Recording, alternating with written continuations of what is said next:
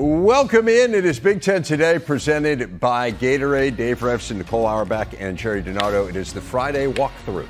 Oh, is that what we're calling it? Oh, like that's that. right. We were supposed to have a name. I like that. How do you feel about that? I like that. Unbelievable. I didn't even think about it since last Friday. I find that very easy to believe. That is a great name. Yeah, it's a good name for it, right? Friday walkthrough. Okay. What happens All if you right. play on a Thursday game? It's going to be a Wednesday. No, don't worry about that. No, we're good. We're good. We'll go All with right, it. all right. That's what we're going with. Oh, good. Oh, Okay. wow. Oh, I feel so much better. Unbelievable. That was really Did- good. you I didn't know You at didn't all. bring anything to the table. No, this is all No, me. this is the National Sports Writer of the Year. She brought nothing. Nothing to the table. Right. And Usually we knew. I'm here for puns and stuff, Yeah. so I'm disappointed in myself. Yeah, and we disappointed in you. certainly assumed you would bring anything, Jay. Anyway, the big story, it does start tonight, as Jerry pointed out. Football does. Maryland hosting Virginia. We've got kind of an unofficial ACC Big Ten Challenge. It's one of 6 games featuring those two conferences going head-to-head. 3 Big Ten teams are facing ranked opponents. We have a conference game in Champaign. There is a lot to get to. So let us start. We'll start with the ranked teams first. And the highest ranked team is, of course, the Michigan Wolverines. They're playing here on the Big Ten Network against Bowling Green, Michigan #2 in the country. Doesn't figure to be an overly competitive game, but you never know. Bowling Green's given some Big Ten teams some good games here in recent years. That being said, what are you watching here from Michigan? Yeah, well, there's been a lot to like out of everything that we've seen from Michigan so far, and especially offensively. And this is going to be Sharon Moore's game, so I think we're going to see a lot more of good J.J. McCarthy. What I want to see is the run game get going, a little bit more explosive, and this should be a big opportunity for it because Bowling Green is 102nd in FBS, and they're giving up 160 yards on the ground per game. So I think that this could be a really big opportunity for a big performance on the ground. You bring up Sharon Moore. He was there last week, and the offensive line played better because he was there. Now, I know he's the acting head coach this week. Both running backs, Edwards and Corum, are only averaging 10 carries a game, to your point. You know, we went to practice, most physical practice we saw during the bus tour, really a physical team. I guess my concern is as they get ready, they have Rutgers next week, but as they get ready for the Big Ten, are those running backs going to be ready? And it's such a hard decision how many shots you want them to take and keep them in a flow of the game. So Corum, you know, he looks like he's certainly healthy. Edwards, they're trying different ways to get him the ball 10 times a game. I just hope they're going to be ready for conference play. Yeah, Edwards especially. I mean, he's someone that we expected to be a lot more of a focal point of this offense. So this should be an opportunity to do that. They're down about a yard per carry compared to last year. And again, competition isn't at the same level. So it does make you wonder a little bit, particularly Edwards, to your point, where the numbers are significantly down. Interesting connection. Bowling Green, coached by Scott Loeffler, former Michigan quarterback. So there is certainly some history. And of course, we know Jack Harbaugh's deep history with Bowling Green. So there's connections on both sides. Ohio State checking in at 6. They have high-scoring Western Kentucky and then Notre Dame next week. So your focus here with the Buckeyes, kind of cognizant of what's looming, Jerry. Okay, so in these kind of games, what can you find out? I think it's similar to last week when Ohio State played an opponent that they totally outmatched. I looked at the defense after the last week's game. Only 3 big plays being defined as over 10 yards a run, over 15 yards pass. They only had 3 last week. Now, their problem last year was big plays versus the best teams they play, right? But you have to start somewhere, and I think this is a positive start for them. So I would say the same thing is true tomorrow against Western Kentucky. I'm going to watch the defense, see if they can continue to eliminate the big plays. Now, they couldn't get off the field some on 3rd down, and that frustrated Ryan Day, but this appears to be an improved defense. Well, and that's why I think this is going to be a really good test for them because this is a great passing offense, and this is you bringing back Austin Reed. He led the NCAA in passing last year, and they bring back great receivers, running backs. Like, this is going to be a really good test, and I think Jim Knowles knows that. He was talking about how this is an offense in Western Kentucky that attacks the perimeter and attacks downfield. So this is going to be one of those early gauges for us. As last year, we thought the pass defense was better until the last 3 games. This will be a good gauge, I think, right out of the gate because of how productive and prolific they were last year. They're going to try to keep up, right? They're going to be going for those big plays in this game. Yeah, it's fascinating. Austin Reed's an incredible story. He was a Division II transfer who, as you said, led the nation in passing last year. No team has thrown it more since the start of last season than Western Kentucky. So if you're trying to test your pass defense, this is a really good week to do it, particularly with Sam Hartman looming a week from now. Penn State, of course, the 7th-ranked team in the nation. They go to Champaign. That is the one conference game this week. The last time these two met, it was the longest game in the history of college football. 9 overtimes. It was a big signature win for Brett Bielema in his first year. Penn State has been everything we thought they would be to this point, Jerry. Illinois, I think it's fair to say, has not been. That being said, I think you erase all of the disappointment of the first 2 weeks if you manage to win this game. So give us your keys in this matchup. Yeah, I'm surprised where Illinois is. I guess maybe we all are. I think the key is going to be on defense. I think Manny Diaz, as you watch him call defenses on 1st and 10, he's almost like an offensive signal call. He's almost like a spread offensive coach. He wants to make something happen on 1st and 10, and he does it with line movement. He does it with running the linebackers through, and he does it with zone blitzes from the corner, from the safety. If Penn State gets this Illinois offense that's struggling a little bit, not struggling like their defense, if Manny Diaz gets them in 2nd down and behind, it's going to be a long afternoon for Illinois. I'm going to flip side and talk about Illinois' defense. As you mentioned, it's really been struggling. There's been a drop-off in the secondary, and we knew that they were going to lose a lot of talent to the NFL. Right. But that's really where I want to see this, because against Kansas, which we were incredibly impressed by Kansas and what Jalen Daniels was able to do, but this was a team that had 4 completions of 20 yards or more and 3 at 19. So this is going to be a big test with Drew Aller, the arm, and everything that we've seen. We need to see a little bit more from the secondary and probably a pass rush to help the secondary too. Right. I mean, I think the problem is, like, it's hard to point out. You can't put your finger on just one issue because, as you say, I mean, the secondary, and to your point, you expect that, right? You lose 3 defensive backs in the first 3 rounds of the draft. You're probably not going to be at the same level. But Brett was really high on the front 7 when we were there, and they're giving up the 3rd most rushing yards per game in the Power 5. I mean, it's over 230 rushing yards per game. They gave up less than 100 last year. And so if you kind of feel like you don't have any strength on defense, Jerry, you become a pretty easy team to move the ball on. Yeah, no doubt. And this Penn State offense could do it either way. I mean, they could run it on Illinois. They could throw it on Illinois. Again, none of us expect Illinois to be in this position. And maybe we're overreacting, but the first game against a really good Toledo team. Yeah. But that Kansas game, I think that caught me off guard. No doubt. No, got shredded in that game. But if you figure out a way to win this one again, there's no doubt. Everything's forgotten. They're trying to beat Penn State 2 times in a row. It'll be the first time they have ever done that in the history of that rivalry. All right, how about Iowa hosting Western Michigan? I feel like if there is a week for Iowa's offense to get going, it might be this week. I mean, Syracuse went up and down the field on Western Michigan. This does not feel like Western Michigan at times has been very good in recent years. It doesn't feel like one of their better teams. What do you want to see from the Hawkeyes this week? I would love to see over 250 yards of offense.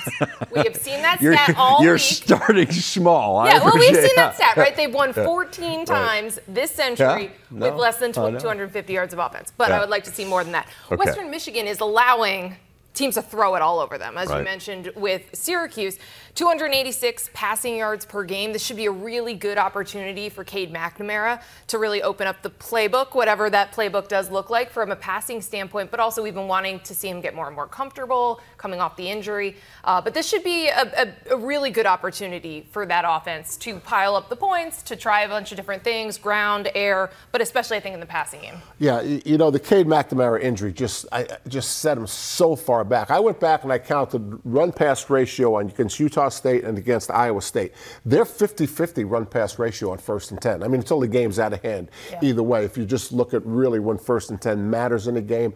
And so the play calling on 1st and 10 is balanced, okay? They're not really efficient. They played a little bit more conservative in Ames than they did at home against Utah State. I think the offensive line has to improve, but I go back to Cade being injured. I think the more comfort he can get, the more Brian Ferentz can do some different things offensively.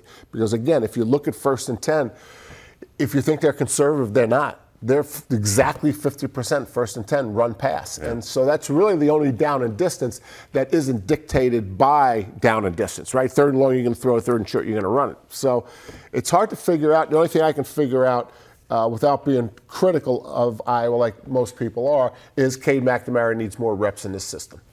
It also feels like the offensive line isn't what we thought it would be. Better this year, but not better than 2, 3, that span they had. Yeah. Absolutely. Yeah, I mean, not really running the ball very effectively, right? They're about 100 rushing yards per game. They had one long run last week, but other than that, there's not a whole lot there. And then they're giving up a ton of tackles for loss. So we'll see. Yeah, I mean, but I think where it's just weird is that it appeared to be better when we were there. I mean, you could tell how much they had emphasized it.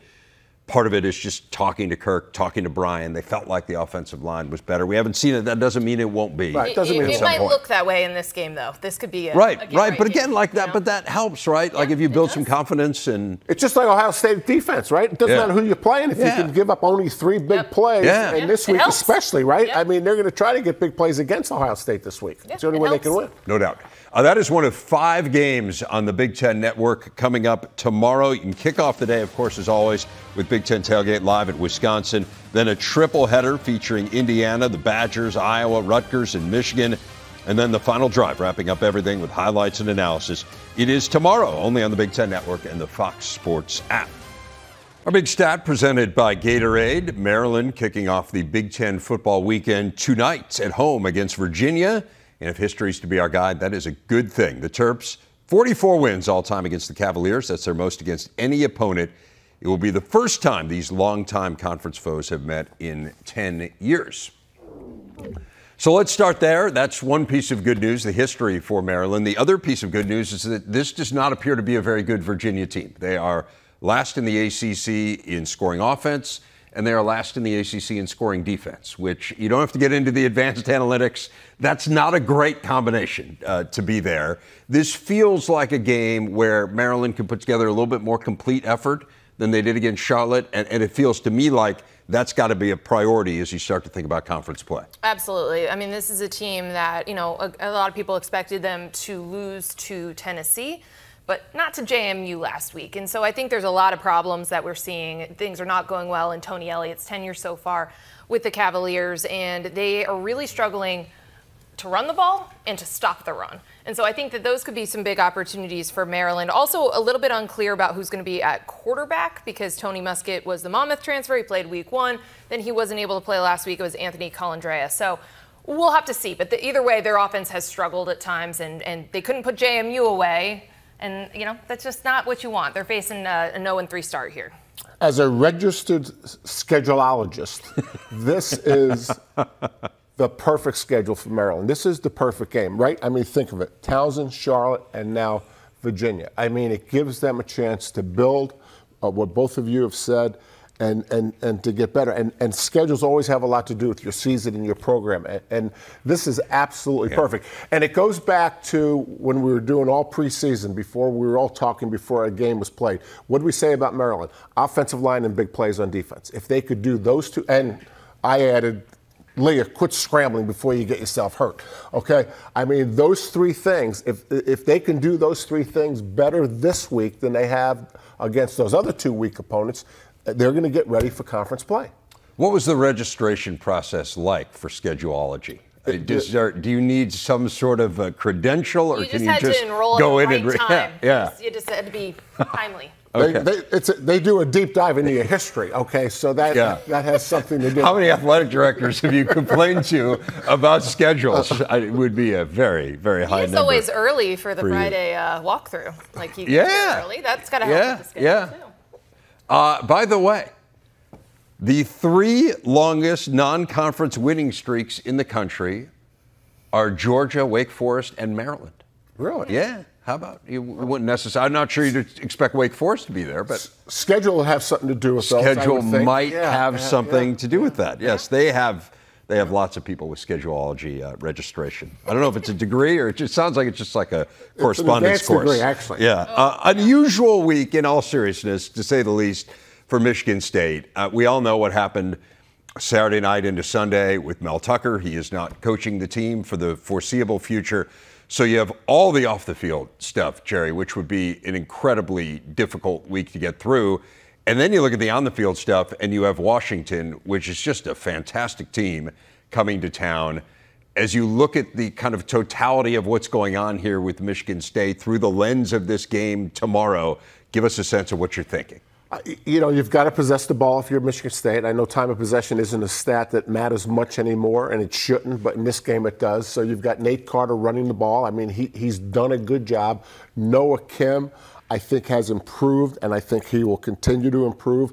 The Michigan State defense, I mean, it's going to be hard for them to hold up, obviously, against Michael Penix and the Washington offense. So I think you obviously try to get the players focused, eliminate the distractions, but I do think you put more pressure on the offense if you're the head coach than you do the defense, because I think that's more realistic how you can play complementary football. But if the offense is 3 downs and punt, it's going to be a really long day. Yeah, it's a great point, because Washington's going to be explosive, and, right. and they're going to score. And Michael Penix Jr. has also played really well against Michigan State in his career, even dating back to his time at Indiana. He's thrown for over 1,000 yards, 9 touchdowns in his 3 games against. It's a career for some people. Exactly. Yeah. So, that's where this is going to be, obviously the biggest challenge. And I agree with you. If you can take time off the clock and take the ball away from Michael Penix, you're going to have a better chance. And maybe you try to stop the run. We know how great they are as a passing offense, but they have struggled a little bit to run the ball. So maybe you try to take that away, or you try to make them run the ball.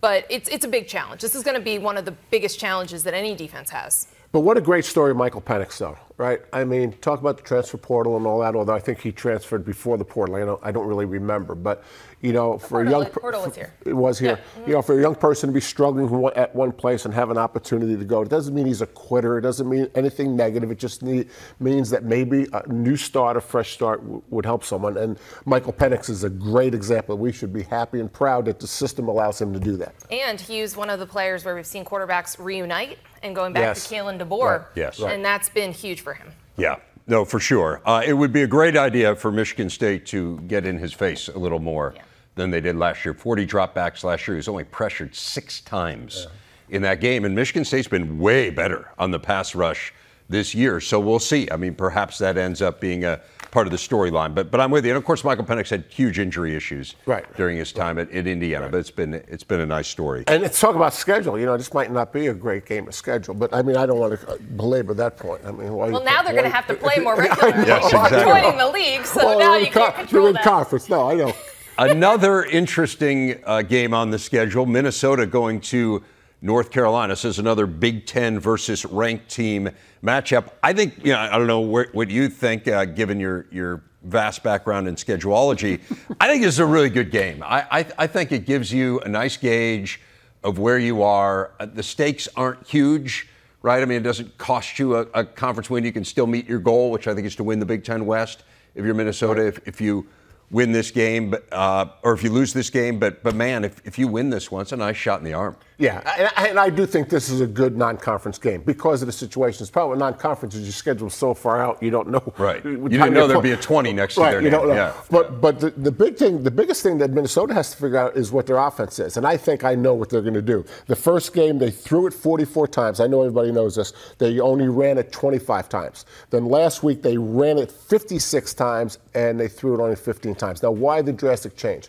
I mean, I obviously don't have any inside information, but as you watch those 2 games, Kaliak-Manis is not ready to put that offense on his shoulders. That if they kept throwing it the way they threw it in the opening game the rest of the year, I don't believe they could have a winning season. So I don't know that it's as much philosophy of PJ, although he's always been a running coach. I think it's more personnel. They have a better chance of reaching their goals running the ball than telling Kaliak-Manis, hey, young guy, go get him. Well, and what's going to be interesting about this matchup in particular is we're still trying to learn about UNC's defense. In week 1, they have 9 sacks against South Carolina. They were really good at pressuring Spencer Rattler. And then they didn't really have that, and they almost lose to App State in week 2. So I think that this is going to be one of those games where we actually figure out if North Carolina's improved defensively. And this is also, at the same time, enough of a challenge for us to learn about Minnesota and what their strengths are offensively. But I think there's more pressure on the Tar Heels defense because everyone has said for years, well, they've got a great quarterback, they've got a great run game, they've got great offensive players, but the defense is such a problem. So that's where I think the most interesting matchup's going to be. Also, Drake May hasn't thrown the ball as much as we thought. Only 2 touchdown passes. Yeah, they've been running the ball. So that's going to be an interesting wrinkle, too. Well, they lose Phil Longo, right? Wasn't he at North Carolina last year? So they're going through a transition. North Carolina is in their offensive staff. That's a compelling game, compelling game. Yeah. Also on Tobacco Road, Northwestern going to Duke. Talk about non-conference schedules. The second most played non-conference opponent for Northwestern. Interestingly, Notre Dame far and away number 1. Number 2 is Duke. Been a fairly even series, kind of back and forth through the years. Duke has a really strong team this year. It doesn't figure to be particularly even, but Northwestern has to feel so much better about themselves than they did a week ago. Oh, absolutely. The confidence must be much higher than it was coming out of week one.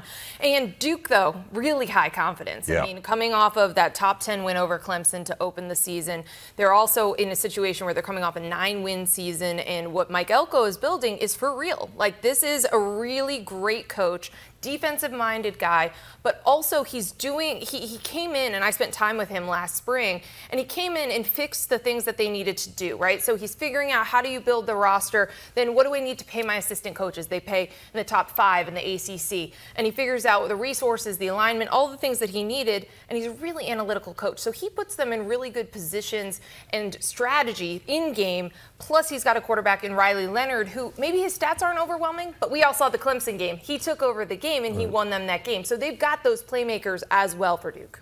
Yeah, I give Northwestern a lot of credit for bouncing back the way they did, especially offensively. I mean, Mike Bajakian, offensive coordinators are always under a lot of pressure and under a lot of criticism, and he has certainly gotten his share of it. But he put together a terrific game plan against Texas El Paso. They moved the ball around formationally. They ran some options, so the quarterback was a threat. I mean, they really did a good job. Cam Porter really ran hard. Looks like they can build a run game around him. So night and day from the first to the second game. Players always deserve most of the credit, and then after that, give the offensive coaches and all the coaches some credit. And I think David Braun for holding it together Yeah. in what has been an incredibly difficult situation. But yeah, the offense dramatically better. It's going to be a tougher test, as you said, against Elko and Duke. Another ACC Big Ten battle. We're going to learn a lot about Purdue against what is a very high-powered Syracuse attack. You remember week one, Fresno State could not stop the pass. They're going to have to do the same here. Going to have to be able to figure out a way to stop it against Syracuse. Yeah, this has been one of the most efficient offenses that we've seen so far this year, but it's also been an offense that really hasn't been challenged. They've had 2 overmatched opponents. They've been up by at least 37 points at the half, right? These are cruise control games that they've been in, but they've got a great quarterback in Garrett Schrader. And one thing that's going to be interesting, Oronde Gadsden we don't know if he's going to play. He's the one who had the game-winning catch against Purdue last year. So maybe without one of their best offensive weapons, but it's still a really, really good offense. Before we look ahead, I mean, Ryan Walters, what he did last week against Virginia Tech as a young head coach, the 5-6 hour delay, taking a team on the road. People take it for granted. You just get on the bus and you go. Every head coach has a different way. Am I allowed to yuck it up during dinner, or do I have to be quiet? Can I play? I mean, all these things, 5-hour delay, and they win at Virginia Tech, who not very good, but it's a tough place to play. So I say all that to say, Ryan Walters defensively, right?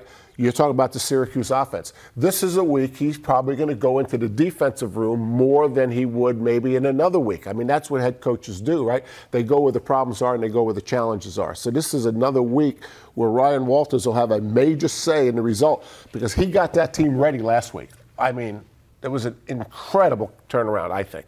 Yeah, and I think this is a winnable game for either side, but certainly for Purdue if they play well. Let's wrap up this segment where we started it, scheduleology. Yeah. What do you got? All right. Well, so Purdue is the only power conference team that does not have a winning record over the last decade in non-conference games. Gee, I wonder why.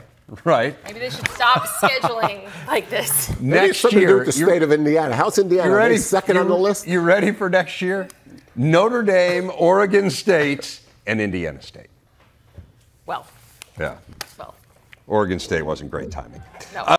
Hispanic Heritage Month kicks off today. It runs through October 15th. The Big Ten Conference marking the occasion by celebrating the contributions by student athletes, coaches, administrators, and fans.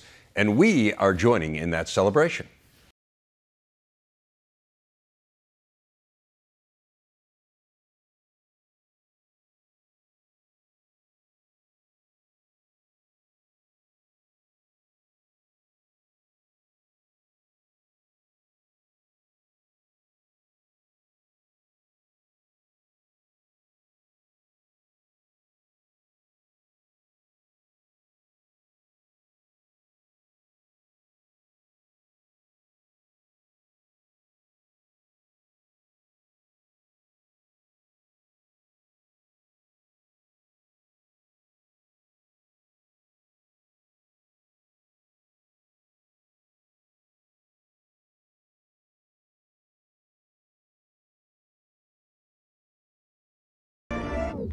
Santana's alma mater in action on Big Ten Plus this weekend. A really good matchup with Creighton. We have 5 of the top 12 field hockey teams in the nation in action on Big Ten Plus this weekend. Some good soccer as well. Remember, Big Ten Plus delivers access to thousands of non-televised live events. Subscribe and stream today. The 17th-ranked Purdue volleyball team kicked off the 2-day Boilermaker Challenge last night by blanking UCF. The Boilers rallied for the final 6 points of the third set to finish off the sweep. It was the 5th straight win for Purdue, which is back in action tonight against future Big Ten member USC, which took down Illinois. That gets us to our big interview. It is Purdue coach Dave Shondell, kind enough to join us on the day of a match. Coach, we really appreciate it. Let's just start with that win last night. It was awfully impressive. What stood out to you about your team? Well, I just thought we came out really ready to play, which is important. Central Florida's a great team. They came off a win off of Florida State, a sweep, and we knew we had to be really ready to play. Our ball control is outstanding. Our first ball contact, we put the ball right to our setter. We have a freshman setter that we're using right now, so when you can put the ball in her hands, it makes her job a lot easier. And then we kind of hit on all cylinders last night, so it was a really good win to start this weekend. I got to say, in watching the match, just kind of blown away by your outside hitters. I think everyone knows about Eva Hudson, just how good she was last year, but Chloe Chacoin is fabulous. How does their versatility help your team? Well, it's a dynamic duo for sure, and I think that the fact we can play them opposite one another, that one of them is always in the front row where our setter can get them the ball on the left side, but one of them also is coming out of the back row, flying from behind the 3-meter line. So it kind of keeps defenses balanced. They can't just load up on one particular person, not to mention the fact we got 2 middles that are playing well and an opposite freshman, Grace Heaney, out of Omaha, Nebraska, that's really coming into her own very early this season. You got USC tonight, as I mentioned. They are a perennial power. You've already played 4 ranked teams in the non-conference. Give us some insight into scheduling philosophy. We were talking a lot about football scheduling philosophy here. What's your non-conference scheduling philosophy, and particularly the fact that you clearly want to go out and challenge your team? Yeah, we thought we were going to have a really good team this season. Last spring, we did lose a veteran setter, Meg Renner, who was going to be the person running the show for us, tore her ACL in the last spring match of the season, so we had to scramble a little bit, and we picked somebody up off the portal, which was really good. Lauren Poulter's a great player that played at Denver University, but then lately our freshman, Taylor Anderson out of San Antonio, has stepped in, but we wanted to schedule tough. In the sport of volleyball, to make the NCAA tournament or to be seeded, to host, all those things, comes down to the ever so powerful RPI. Yeah. And if you don't have a great RPI, you're not going to fare very well in hosting that first or second round. So we thought we'd be good enough to be challenged. And the first weekend, it looked like maybe we had made a big mistake. But lately, we're starting to play better volleyball, and it's starting to show pretty well. We talk about lately and non-conference victories. You had a good win against Kentucky last week. And the celebration that you had afterward. Oh, come on, Dave. Come on. All little right. Stiff. A little stiff.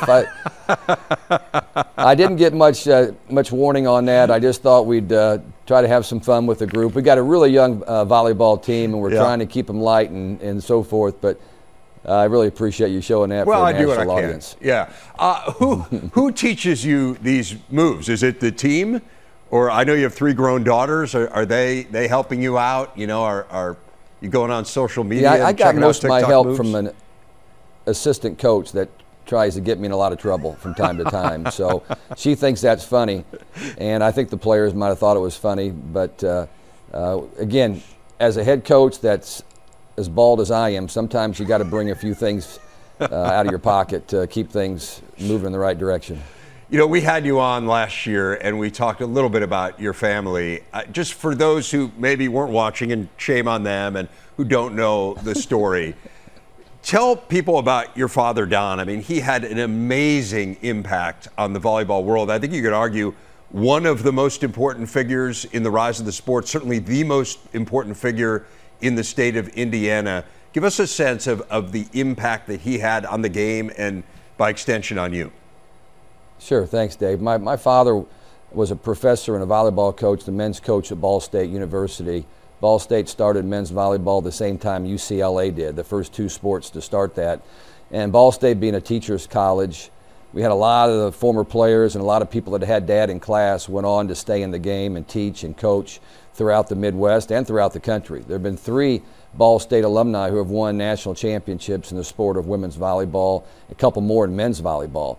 So he kind of got it started there at Ball State, and of course his 3 sons have all stayed in the game, and my younger brother John is my associate head coach. It's one of the best coaches in the business and has made a big difference in our program. Then my older brother Steve retired from Ball State University as a women's coach. But I just think his impact spreads across the entire world. He's in every Hall of Fame that there is for the sport of volleyball, and we're just very proud of what he did. And the greatest thing, Dave, is right before he passed away a couple of years ago, he could see the rise. Yeah. And if he would have been able to watch that match up in Nebraska when 92,003 people watched the volleyball match to break the world record for women's sports, and see all across the country this year records being broken for attendance in the sport of volleyball, I'm sure he's smiling very big right now. And of course, Purdue is a huge part of that. But you sold out 14 of your 15 home matches last year. You had a tremendous atmosphere last night. I know you expect it to be really good again tonight. And the Big Ten is kind of at the epicenter of what you're talking about. And yeah, your dad was such a crusader for the sport, and it's amazing. I know we certainly have kind of reaped the benefits of it as a network because people are so passionate about it and enjoy watching it, and we're able to feature it. And the Big Ten only figures to get more popular here, Coach, as it expands. We had Gala Trubin on this week from USC. You're playing the Trojans tonight. Give us a sense of kind of where you see Big Ten volleyball going from what is already a position of strength. Well, it's hard to believe it can be more competitive than what it has been, but it's going to be, because with USC and UCLA, Washington, Oregon being perennial top 25 programs, it just got tougher. And, you know, one of the things that we've been discussing is scheduling for the Big Ten and all these sports. But in volleyball, we've traditionally played 20 matches, 10 home and 10 away. And I think now that you add these super competitive teams, you're going to be playing a round robin for sure of 17 matches. And then the question is, do you play 3 more matches against Big Ten opponents or 1? And I've been an advocate for just 1. So you're not loading up completely on Big Ten powerhouses, that you can go out and play teams with equal records as they equate to RPI that may not be quite as strong as an Oregon or a Penn State or Nebraska or Ohio State. So we'll see how that plays out, but it's certainly going to be a monster conference, and it will get bigger and better, and the fans will be very happy with the opportunity that they're going to have in the Big Ten.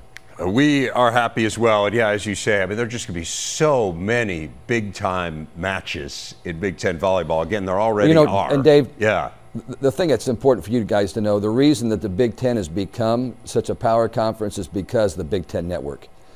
The Big Ten Network has been unbelievable for our sport, and people across the country watch it. The high school and club players, every night they tune in to watch this network. And, you know, we're getting the best players in the country. And I told you this before, when the Olympic team won their first gold medal, 12 of the 14 players were from the Big Ten. So it's a dominant conference, and it's going to continue to get better. Well, kind of you to say that, Coach. It's been a great partnership. We love volleyball here, and again, the fans love it. So it's a win-win for everyone. Dave Shondell, best of luck tonight going forward this season. I hope we get a chance to visit with you again later this year. Always a pleasure, Dave. Thank you. Again, that Boilermaker Challenge continues tonight in West Lafayette. First, it's Illinois taking on UCF, and then those Boilers facing USC. Women's volleyball powered by Unleaded 88 tonight, only on the Big Ten Network and the Fox Sports app. Dive into a few of those matchups with the time that we have left. Georgia Southern beat Nebraska last year. How does Wisconsin avoid a similar fate? Well, we're still waiting to see exactly what this offense is going to look like, right? It's looked different both weeks. We, see the air raid principles. We saw the run game in week 1. They dug out of a hole and came back in that game against Wazoo, but I think they just have a lot to prove. And I think especially offensively, and you're not going up against a quarterback like Cam Ward, so that should be a little bit less of a challenge for the defense. But I think they've got the right quarterback. Tana Mordecai, and you might know this, Nicole, is the quarterback the position that is mostly impacted by the portal? It sure seems like it, right? So, so this is, this is a crapshoot every year, right? That you're going to recruit someone that fits in the offense, and he has certainly done it. 69% completion, 4 touchdowns. He threw 2 picks against Buffalo, but none last week.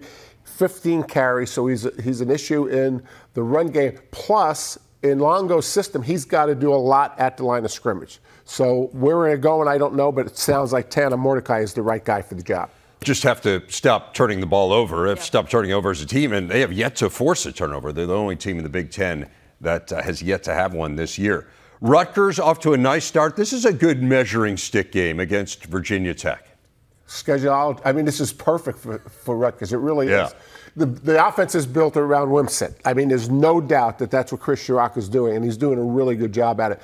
They've added the quarterback ISO, where it's just flat out, you gain a blocker, and the tailback, you don't even fake. The tailback is the fullback in the old I formation with Wimsatt right behind him. So they're playing really good defense. The offense is doing well, built around a good quarterback. This could be a big game for that defense. This is a really inconsistent offense from Virginia Tech. We're not sure exactly who's going to be at quarterback. Kyron Jones was getting a lot of first-team reps, but they're among the worst teams in the country as completion percentage. So either way, it's an inconsistent offensive attack. Should be a big day for the defense. And Rutgers can hang on to the ball, and that's what they've been doing, second in the nation in time of possession. It's a pretty good formula for Rutgers. Finally, Indiana battles Jeff Brom and Louisville, a familiar coach, somewhat of an unfamiliar opponent. Haven't played since the 80s. Yeah, but I think it's the familiar face. They do run the ball more than sometimes we're expecting from a Jeff Brom offense, but this is Jack Plummer. It's going to be very typical Jeff Brom offense, and I think they're going to have their hands filled. Especially as they're trying to figure out, how much confidence did they gain from their win last week and how the option is playing out. The defense will have their hands full with the Jeff Brom offense. They're playing Indianapolis. I'm sure there's a good reason. You look at what Walt Bell is doing offensively. He's taken his spacing offense. Last year, you'd have the box, and then the wide receivers would be almost next to the boundary, and it would be run pass depending on how everybody lined up. And now he's running the option. He's blending what he did last year with the spacing and the option.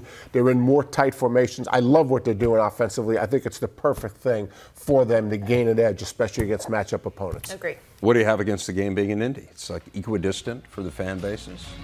You want it to be I want it for the students on campus. That's what I want. That's why you play football on campus. For the campus community. All right. Fair enough. Been a lot of schedule talk here. Yeah. No, it got a little heated and somewhat contentious. No, it wasn't heated.